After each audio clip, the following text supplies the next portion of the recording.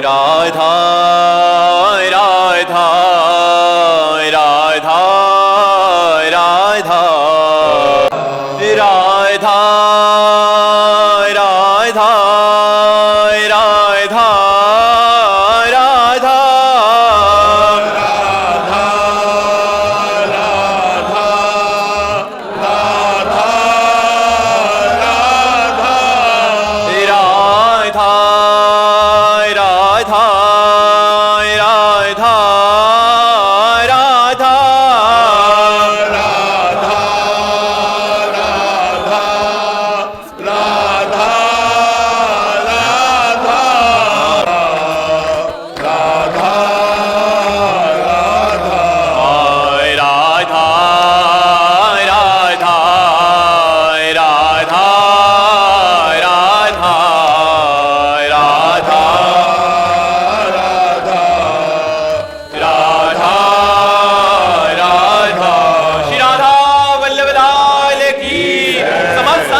भक्तन की वृंदावन धाम की सतगुरुदेव भगवान की। पवा देना चाहिए। जो श्रद्धा से पावे तो प्रसाद पावेगा तो उसकी बुद्धि शुद्ध होगी, तो एक दिन गंदे आचरण छोड़ देगा, एक दिन गंदे आचरण छोड़ देगा। चरणामृत है भगवत प्रसाद है, बुद्धि को पवित्र करता है। तो यदि हम ऐसे लोगों को भी प्रसाद देते हैं और वो प्रसाद का अनादर ना करते हो तो देना चाहिए, और आदर से प्रसाद पा लेते हैं तो उसमें पाप नहीं लगेगा, उसमें पुण्य लगेगा, क्योंकि उसके पाप नष्ट होंगे, उसकी बुद्धि शुद्ध होगी, उसका कल्याण होगा। मोनिका राणा जी, श्री हरिवंश महाराज जी, जिन लोगों ने मन दुखाया है उनको मन से गलत गलत बोलना कैसे बंद करें? नहीं बोलना चाहिए। जिन्होंने हमारा मन दुखाया उन्होंने हमारे पाप कर्म को नष्ट किया, बड़ी कृपा की है। भगवान उनको स्वस्थ रखे, उनका मंगल करे, ऐसी भावना रखनी चाहिए। जो हमको कष्ट देते हैं वो हमारे कर्म से विवश होकर हमको कष्ट देते हैं। हमारा कर्म उनकी बुद्धि में बैठ करके हमारे प्रतिकूल आचरण करवाता है, तो हमको सहना चाहिए। हमको उन कर्म से प्रेरित है, इसमें स्वयं में दुख देने की भावना नहीं। मेरा कर्म ही इसके अंदर बैठकर मुझे दुख भोगवा रहा है, तो मेरा कर्म ही दुख को न काहू कि सुख दुख कर दाता, निज कृत कर्म भोग सुन भ्राता। काटने में बहुत समय लग जाता है, तो फिर क्या उसको बार बार ये सूत्र से काटते हैं? हाँ, काटना, क्योंकि हो सकता है महीनों चले जाए वो बात, हो सकता है 5 दिन में निकल जाए, बट निकलेगी इसी बात से। हाँ, इसी से निकलेगी। उसमें भगवत भाव करके प्रणाम करे, बार बार प्रणाम करे, खत्म हो जाएगी। ये अनुभव की बात कहता हूँ। जिससे द्वेष हो, जो हमारा अहित करता हो, जो हमारा अपमान करता हो, ने पास से निकल गया, मानसिक प्रणाम किया, उसको जानने भी नहीं दिया और उससे कोई मतलब नहीं रखा। ऐसा ये धारणा रखते कि हम सामने वाले को परेशान करेंगे, फिर कैसे माला जप करेगा, कैसे भजन करेगा, इस उद्देश्य से अगर कोई हमको परेशान करे तो हम क्या, मतलब सामने वाला सोच रहा है कि मैं इसको दुख पहुंचाऊंगा या इसकी वजह से मुझे दुख होगा तो इसके भजन में बाधा होगी, तो इसलिए फिर वो सामने वाला क्या सोचता है उसे क्या लेना देना, अपने को सोचता है। अपने को किसी को दुख नहीं पहुंचाना। अगर कोई माला जप रहा है तो प्रणाम करना चाहिए, भगवान का नाम जप कर रहा है तो भगवान इसको और अपने में लगा ले। बहुत कठिन है भगवान का भजन करना, किसी के भजन में विघ्न तो डाले ना, और स्वयं जो भजन कर रहा है उसमें विघ्न जो आए उसे सह जाए।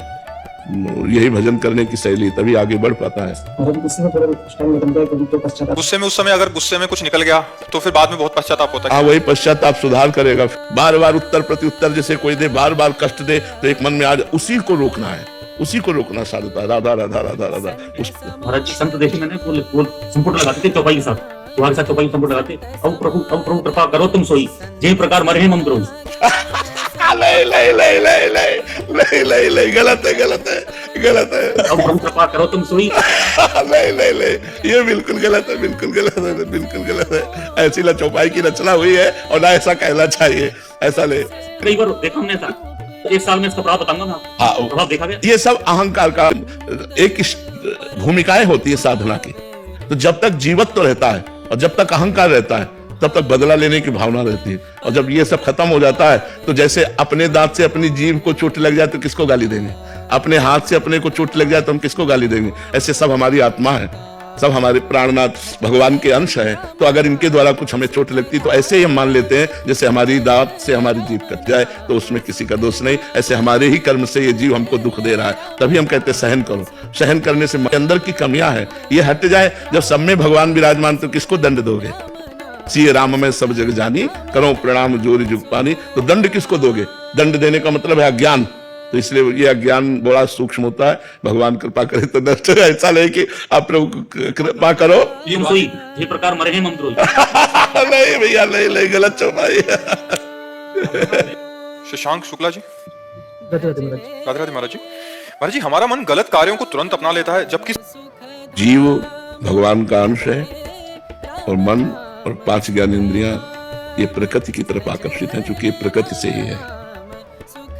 जैसे पानी को कहीं भी डालो वो नीचे की तरफ ही जाता है, उसे ऊपर उठाने के लिए यंत्र की जरूरत है, मशीन की जरूरत है। ऐसे ही मन की अधोगामी गति है, इंद्रियों के भोगों की तरफ जाना। अगर इसे परमात्मा की तरफ चलाना तो मंत्र की जरूरत है। अगर हम गुरु के द्वारा मंत्र लेकर खूब नाम और मंत्र जप करें, महाराज जी, मन उस जाप पे ना करके दूसरी तरफ। हाँ, अब आपको ये देखना होगा कि एकांतिक में हमने एक बार कहा था कि जैसे हमारा भजन 50 ग्राम है और हमारा पाप 500 ग्राम है, तो क्या फर्क पड़ेगा? जब हमारा भजन 550 ग्राम हो तब जाके फर्क पड़ेगा। तो हमें रात दिन बिना किसी फल को देखे कि हमारे राधा नाम का कोई फल उत्पन्न हुआ कि नहीं, हमें जपते रहना है। तो जब भजन पाप के ऊपर भारी पड़ जाएगा तो मन प्रभु में लगने लगेगा। अगर प्रभु में ना लगता तो हम लोगों का जीवन बेकार हो जाता ना। संतोष से इसी बात को तो परमार्थ तैयार हो गया। भूख प्यास गर्मी सर्दी गाली अपमान ये सब सहे केवल भगवान के लिए। तो वही मन तो था जो संसार की तरफ जा रहा था, वही मन भगवान की तरफ राजी हुआ तो सब कुछ सहने के लिए तैयार हो गया। तो हमें ऊबना नहीं है, हमें नाम जप करना है। नाम जप करते हुए हमारा मन नाम में नहीं लगता, भूत भविष्य की बातों में लगता है, गंदी बातों में लगता है। इसकी हमें चिंता नहीं करनी, वो नाम जप सब ठीक कर देगा। हमको केवल नाम जप पर ध्यान देना है। एक संख्या बनाओ नाम जप की कि हमें रोज 50,000 नाम जप करना है, रोज 1 लाख नाम जप करना है। काउंटर खरीद लो, माला ले लो, जिससे आपको रुचि बने वैसे गिन करके नाम जप करो तो ज्यादा लाभ मिलेगा। आज इतना जप किया, आज इतना जप किया, और सब जप भगवान को समर्पित कर दो। धीरे धीरे मन लगने लगेगा, धीरे धीरे मन आनंदित होने लगेगा। समय लगेगा, बहुत जन्मों का बिगड़ा हुआ ये मन आज नहीं लग जाएगा। तो जन मन, जिस जन का मन निर्मल हो गया वो भगवान की तरफ बढ़ता है। तो पापवंत कर सहज स्वभाव भजन मूर्ते भाव न काऊ। जो पापी मन होता है, जिसमें मलिनता होती है, वो भजन में नहीं लगता है। और ये आपका ही नहीं है, ये सब लोगों का मन है। वो धीरे धीरे अभ्यास करके जिन्होंने भजन में लगाया वो आगे निकल गए, और जो ऊब करके भोगों में लग गए वो गिरे पड़े रहे। इसलिए उठो, मनुष्य जन्म साधन धाम मोक्ष कर द्वारा, ये मोक्ष पाने के लिए मिला है, न कि भोगों में भोग कर अपने जीवन को नष्ट कर देने के लिए मिला है। विवेक गोयल जी, दिल्ली से। राधे राधे महाराज जी। महाराज जी, हरि नाम और नामी कैसे अभिन्न है? जैसे दूध में सफेदी अभिन्न है, दूध में सफेदी अभिन्न, दूध से सफेदी भिन्न नहीं की जा सकती। जैसे आग में दाहिका शक्ति है, अभिन्न है, आग से जलन दूर नहीं की जा सकती। आग का स्वभाव है ना जलन। जैसे विष से मारण शक्ति दूर नहीं की जा सकती, वो उसमें विराजमान है। अमृत में अमृतत्व नहीं दूर किया जा सकता, ऐसे नाम से नामी अभेद है। नाम में नामी विराजमान है, स्वयं नाम। जैसे ताप लगा तो अग्नि है, अग्नि तत्व है, तभी ताप लगेगा क्योंकि इसकी दायिका शक्ति है। जैसे सूर्य में प्रकाश तेज, ये सब अभिन्न है, ऐसे नाम से भगवान अभिन्न है, नाम से नामी अभिन्न है। अगर नाम जप कर रहे हैं तो मानो कृष्ण ही विराजमान है आपकी, ये मारा वो मारा, लेकिन नाम ने असंख्यों को तार दिया। हमें जब सत्संग मिला और नाम की महिमा सुनने को मिली और नाम शुरू किया तो हम तर गए। अगर एक बार भी राम बोला है, हमारा विश्वास, एक बार भी कृष्ण बोला है, एक बार भी राधा बोला है, तो जब हिसाब होगा तो उसमें आएगा कि एक बार इसने राम कहा है, बस एक बार राम आपको बचा लेगा। करोड़ों पापों के फल भोगने से एक बार नाम जो अगर लिया राधा तो आपको नरक से बचा लेगा। क्योंकि एक नाम की महिमा, तभी लिखा है एक नाम त्रैलोक तारे, जो न ले सो जन्म ही हारे। भगवान के नाम की ऐसी महिमा है। तो अगर हम बार बार राधा राधा बोल रहे, 1000-2000 बार राधा राधा बोल रहे, तो हम मानते हैं पूर्व प्रारब्ध आके हमें दुख दे देगा, लेकिन आगे हमारा बड़ा मंगल होने वाला है। हमसे जो कोई अपराध बन गया हो, हे संसार के व्यक्त अव्यक्त समस्त संत महापुरुषों, उस अपराध को क्षमा करो। ऐसे बार बार प्रार्थना रोज करो, आपकी प्रार्थना सुनी जाएगी, फिर नाम चलने लगेगा। अतीत जी, लंदन से। राधा वल्लभ से। राधा वल्लभ शेरवंश महाराज जी। महाराज जी, जैसे आप बताते हैं कि श्री जी और सदगुरुदेव एक ही तत्व हैं, तो फिर गुरुदेव अपने शिष्यों और दूसरे लोगों से निरपेक्ष क्यों दिखाई देते हैं? उनकी बाहरी व्यवहार उदासीन जैसा क्यों दिखाई देता है? क्योंकि संत रूप में निरपेक्षता ही सिद्धि है। अभी हम अपने साधकों से कह रहे थे कि सब कुछ हो जाता है, बाबा जी बन जाता है सब, लेकिन वो संसार से अपेक्षा नहीं छोड़ पाता। और संत का स्वरूप है निरपेक्षम मुनिम शांतम निर्वैरम शम दर्शनम। भगवान कह रहे हैं कैसे संत के पीछे पीछे भगवान बोलते हैं, निरपेक्षम, किसी की अपेक्षा नहीं। वो भगवत स्वरूप से प्यार करते हैं, 5 भौतिक शरीरों से प्यार नहीं करते। वो भगवान के प्रेम में डूबे रहते हैं, इसलिए किसी से कोई अपेक्षा नहीं रहती, वो निरपेक्ष रहते हैं। निरपेक्ष माने किसी की अपेक्षा न रखना, और जो किसी की अपेक्षा नहीं रखते वही सबसे प्यार कर सकते हैं, और जो किसी से अपेक्षा रखते हैं वो संतों के द्वारा जगत का मंगल होता है। ऐसे संत भगवान के प्रिय पार्षद होते हैं, ऐसे संत ब्रह्मबोध महापुरुष होते हैं। तो संतों की साधना ही चलती है निरपेक्षता से। तो जब सिद्ध होते हैं तो निरपेक्ष होते हैं, वो किसी की अपेक्षा नहीं रखते, क्योंकि जितनी अपेक्षाएं वो सब मायाकृत है, उस स्वरूप में स्थित रहते हैं। तो इसलिए संतों का निरपेक्ष स्वरूप है। तो क्या श्री जी का तुम अपेक्षाकृत स्वरूप समझते हो? अगर गुरु निरपेक्ष है तो श्री जी तो आपसे पहले से ही निरपेक्ष है। जब जितनी गुरु कृपा करेंगे उतने श्री जी कृपा दृष्टि करेंगे।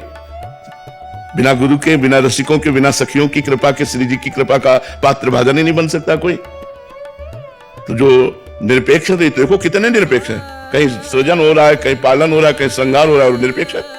परमात्मा का स्वरूप ही निरपेक्ष है, वही गुरु का स्वरूप है, गुरु इष्ट का स्वरूप वही। हाँ, अब दूसरी बात आई, आप जितना प्रेम करोगे उससे बढ़ के वो आपसे प्रेम करेंगे, वो निरपेक्ष है। पर यदि आप प्रेम किए तो आप जितना प्रेम करोगे तो उससे बढ़कर वो आपको प्रेम करेंगे। आपने तन मन प्राण गुरु को, इष्ट को समर्पित कर दिए तो इष्ट पीछे पीछे घूमेगा। भक्तन पीछे यो फिरत जो बछड़ा संग गाय। आपका प्रेम बटा हुआ संसार में तो निरपेक्ष है, कर दिया है। जो अपेक्षाकृत जीवन रखते हैं उनके लिए भगवान निरपेक्ष है, गुरु निरपेक्ष है। और जो अपेक्षाकृत न रहकर अपने जीवन को प्रभु या गुरु के शरण में पूर्ण रूप से समर्पित कर देते हैं, उनका गुरु प्रेम तुम क्या जानो। हम कितना प्यार करते हैं उन बच्चों से जिन्होंने माँ बाप परिवार सबको छोड़कर केवल श्री जी की शरण ली, तो उनको पता नहीं, लेकिन हम इनको कितना प्यार करते हैं इन संतों को। वो हमारा हृदय जानता है।